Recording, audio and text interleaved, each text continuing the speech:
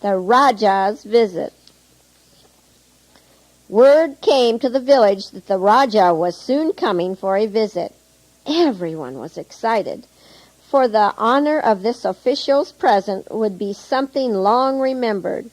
The children at the mission were excited, too, for the mission lady had promised to take some of the smaller children to the village on this momentous day. The older children would be permitted to go with one of the native workers. The day for his arrival came, and Kusumo and Kamari were thrilled. "He's coming today," said Kamari, jumping up and down. "I wonder what he will be like," mused Kusumo, as she hurried through her tasks in order to be ready. Kamari was busy cleaning her shoes. She, too, was wondering, will he be big and strong like Father? Will he have magic eyes like the mission doctor? I hope we will be there in time to see him. It would be terrible to get there too late," said Kusumo. Many preparations were made during the morning. Finally, the mission lady announced that it was time to go.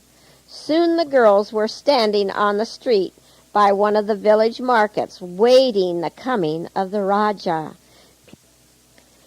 People were anxiously walking up and down, while others were standing in groups, talking excitedly. The mission lady held Onette and Kumari by the hand. The other children stayed close beside her. The drums began to beat. The village musicians played their crude instruments to announce the coming of the Rajah. People looked up the street to see if he was coming. It was a tense moment. Now the village musicians could be seen coming, playing minor notes on their buffalo horns and the coconut shell fiddles. "Here he comes," shouted the villagers as a shiny new automobile came around the bend. As it drew near, they could see the driver and the Rajah sitting beside him. In the rear seat were a little boy and 2 stately guards. "It is the Rajah's little son," the people whispered. "He was given the beautiful new car for his birthday." The shiny car stopped before a large group of villagers, and the driver stepped out. He said, "The son of the Rajah wishes to honor one of your children by inviting him to ride in his new car with him around the village and back again. He will now choose a child." The musicians ceased playing. The drums stopped beating. All were watching eagerly as the Rajah's son stepped from the car and stood before the people. To be chosen to ride with the Rajah's son would be the highest honor known to the villagers. All were tense and eager as the boy looked first at one and then at another of the children. It was hard for him to choose. They all smiled at him hopefully. The first one he thought of had dirty hands and a dirty face. The second one had mud on his feet. The third one was rejected because he had lice. The fourth one wore a dirty shirt. Finally, the Rajah's son stood before the mission lady and pointed at Onette. "I will choose this one to ride with me because he is so clean," he said. And amid shouts of cheer, little Onette was escorted personally to the car and seated beside the Rajah's son, between the 2 stately guards. The drums began to beat again, and the musicians played as the shiny car went down the street, around the village, and back again.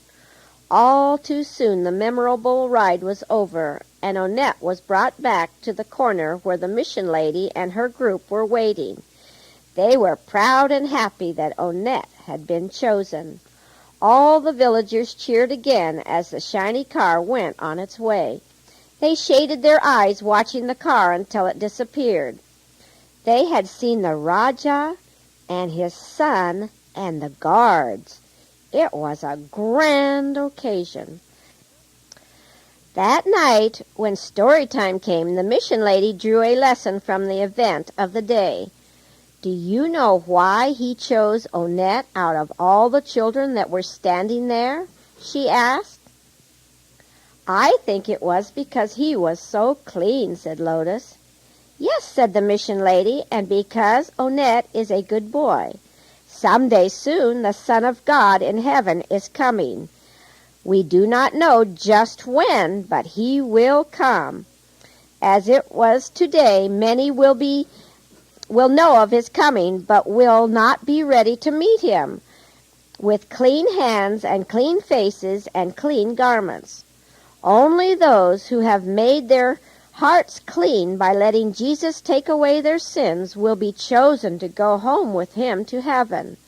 Let us remember this experience and keep our hearts free from sin, even as we keep our bodies free from dirt and evil habits."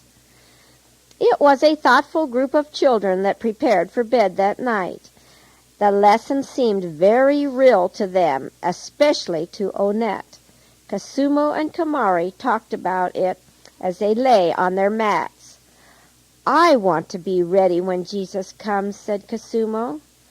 "I want to be ready too," said Kamari, as she lay by her side.